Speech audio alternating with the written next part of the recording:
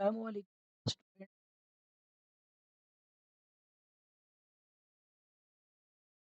Students civil 14 advanced civil engineering surveying इसका past paper 2022 का जो फर्स्ट एनुअल है डिस्कस करने जा रहे हैं। मैं आपके साथ शेयर कर रहा हूँ हमारे पास जो है इस पेपर 2022 के फर्स्ट एनुअल के ऑब्जेक्टिव पेपर में बेसिकली काफ़ी चेक किया है मैंने इसको। और ये आपकी बुक से जो है वो क्वेश्चन जो है वो हैंडबुक वाले क्वेश्चन, या अगर हम कहें कि उसकी जो एमसीक्यूज़ हैं ये उससे टैली नहीं कर रहे, तो इनको आपने लाजमी देख लेना है, ठीक है। टेलीस्कोप को उफ़क़ी और अमूदी महवर के गिर्द घुमाने का अमल, देखिए स्विंगिंग और ट्रांजिटिंग 2 तरह के क्वेश्चंस होंगे आपके। अगर आप उसको उफ़क़ी महवर को के गिर्द अमूदी प्लेन में घुमाएँगे तो वो ट्रांजिटिंग हो जाएगा, और अमूदी महवर के गिर्द उफ़क़ी प्लेन में घुमाएँगे तो स्विंगिंग हो जाएगा। इसका मतलब है उफ़क़ी और अमूदी दोनों महवर में अगर घुमाएँगे तो वो आपका स्विंगिंग और ट्रांजिटिंग दोनों ही प्रोसीजर हो सकते हैं, ठीक है। उसके बाद है जब बबल मरकज़ में हो तो कॉलिमेशन के मतवाज़ी ख़याली लाइन जो होती है उसको एक्सिस ऑफ बबल या बबल लाइन कहते हैं, ठीक है। तो बी एंड सी दोनों हैं। एक इंस्ट्रूमेंट स्टेशन पर ज़ावियों का सही पैमाइश करने का जो तरीका होता है वो रीअट्रेशन का तरीका है, ठीक है, रीअट्रेशन मेथड। टेलीस्कोप का नीचे की तरफ झुकाव जो होता है ये झुकाव देता है उसे एंगल ऑफ डिप्रेशन कहते हैं, ठीक है जी। बढ़ाई गई लाइन और अगली सर्वे लाइन के दरमियान ज़ाविया जो होता है वो आपका सॉरी इंटरसेक्शन एंगल होता है, वो आपका होता है इंटरसेक्शन एंगल। के मशरिक़ को ज़ाहिर करती लाइन जो होती है वो डिपार्चर है। किसी नुक्ता के ओरिजिन के हवाले से कोऑर्डिनेट्स जो होते हैं वो इंडिपेंडेंट यानी आज़ादाना होते हैं। ज़मीन की औसत रदाज़ की मिकदार मीलों में 6400 किलो मील में जो है वो होती है। दोम के मुसल्लसी सर्वे में मुसल्लस के तीनों ज़ावियों के मुँहों में गलती की हद 8 सेकंड है। ज़िंदगी का फ़ॉर्मूला ये बेसिकली लिखा हुआ है, यहाँ पे होता है आपका अल्फ़ा और ब्रैकेट्स के अंदर ये कैपिटल टी होता है यानी बड़ा T, M minus T, M minus T naught और इसको इंटू एल के साथ आपने मल्टीप्लाई करना होता है, ठीक है। बात आते है एक ही तरफ 2 मराकज़ रखने वाली गोलाई जो होती है वो कंपाउंड कर्व्स जो आपकी कहलाती है, ठीक है, कंपाउंड कर्व। उसके बाद आपका सवाल है पॉइंट और पॉइंट के दरमियान फासला जो है वो अपेक्स डिस्टेंस कहलाता है। टेंजेंट ऑफसेट का अंदाज़न formula X square divide by 2r है। सड़क की गोलाई पर बैरूनी किनारा अंदरूनी किनारा से ऊँची जाने वाली मिक़दार जो होती है वो आपकी सेंटिंग कहलाती है, ठीक है। और ये भी आप चेक कीजिएगा, कुछ चीज़ें इसमें ना प्रॉब्लमैटिक। वैली कर्व का दूसरा नाम जो है वो सैग कर्व है, सैग, ठीक है। सेटिंग के लिए साइड पर लगाया गया बोर्ड प्रोफाइल बोर्ड कहलाता है। उफ़क़ी और अमूदी कंट्रोल में इस्तेमाल होने वाली इंस्ट्रूमेंट जो है वो रोटर स्टेशन है। उसके बाद किलोवाट्स की सेटिंग डैश से की जाती है, तो ये टोटल स्टेशन से की जाती है।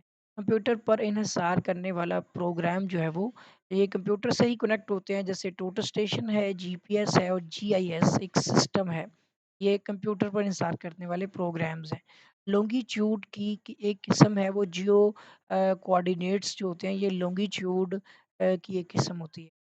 तो ये अभी जो स्टूडेंट हमने डिस्कस किए हैं ये मल्टीपल चॉइस क्वेश्चन थे 2022 के जो है वो आपका अल्लाह भला करे के। और इसमें क्वेश्चंस थोड़े से डिफरेंट हैं, आप अपनी हैंडबुक से मैच करेंगे। ये बेसिकली टेक्स्ट बुक के अंदर से आए हुए हैं। आपने इनको एक नज़र देख लेना है, अच्छी तरह से ज़हन में बिठा लेना है। बट ये है कि इस दफ़ा के आपके पेपर बहुत ही आसान आ रहे हैं। कोशिश करें आप हैंडबुक वाले एमसीक्यूज़ को ज़्यादातर जो है वो तवज्जो दें। अब आ जाते हैं इसके सेक्शन 1 के ऊपर जिस पे शॉर्ट क्वेश्चंस हैं, और जिसमें एक सवाल है कन्वेंशनल थियोडोलाइट के डिज़ाइन का मकसद तहरीर करें।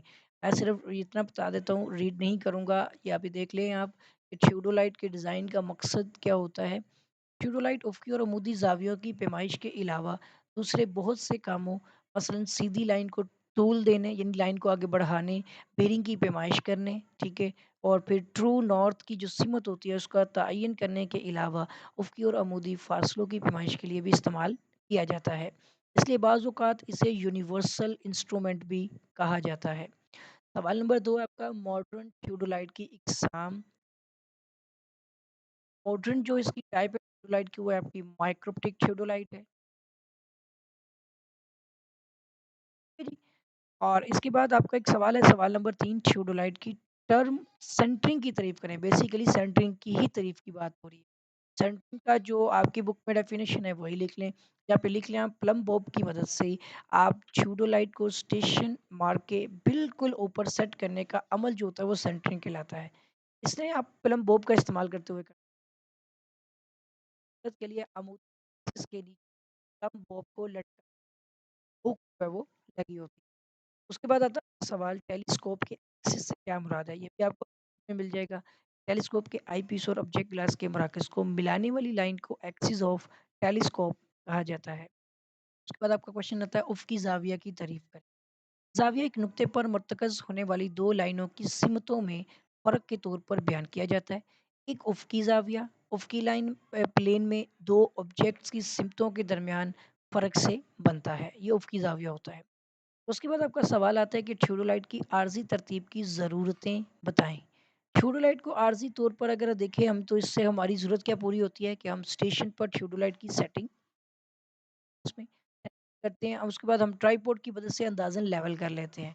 फिर सेंटरिंग करते हैं, फिर उसके बाद लेवलिंग करते हैं, उसके बाद आईपीस की फ़ोकसिंग, फिर ऑब्जेक्ट ग्लास की फ़ोकसिंग और फिर वर्नियर की सेटिंग करने के बाद ये आर्ज़ी तरतीब की सेटिंग करने के बाद फिर हम इस पर काम करते हैं।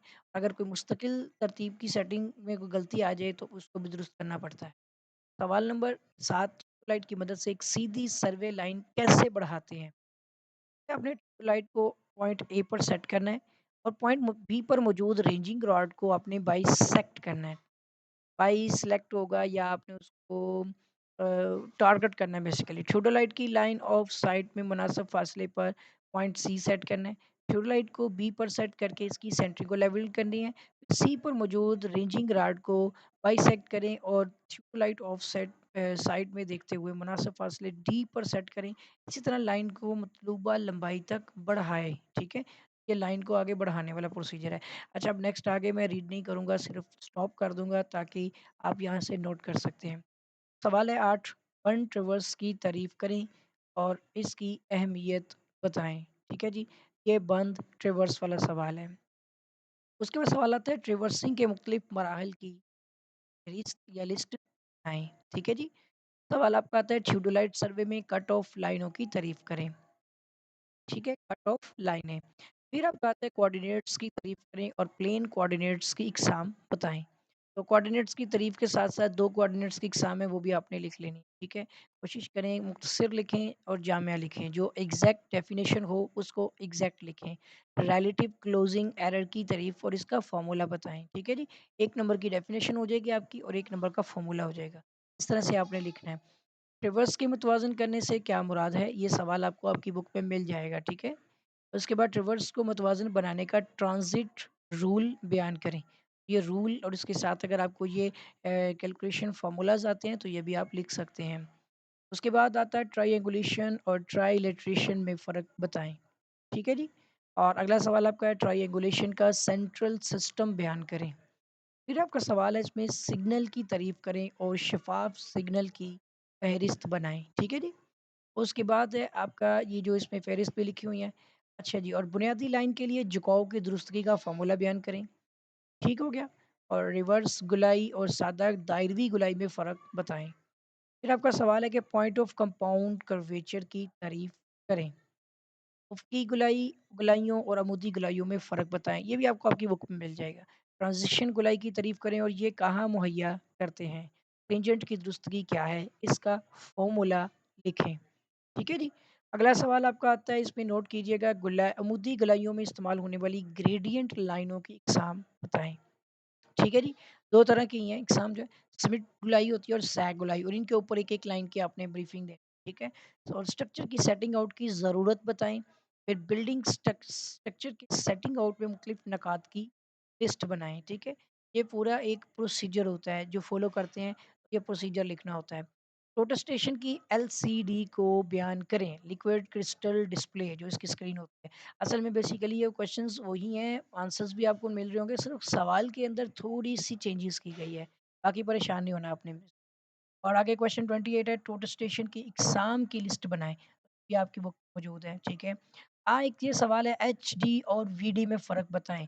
एचडी है हॉरिज़ॉन्टल डिस्टेंस और वीडी है vertical distance of प्रोटेस्टेशन point measures, ठीक है। सिंपल समझ, ये 2 याद रखने हैं आपने।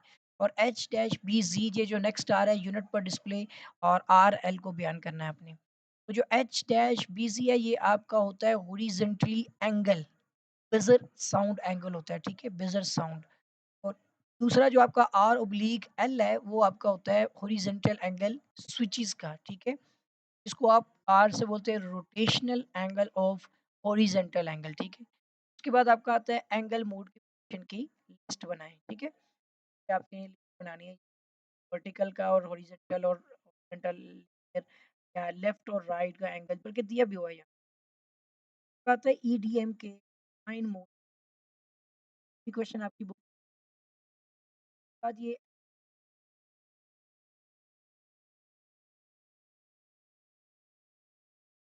आपने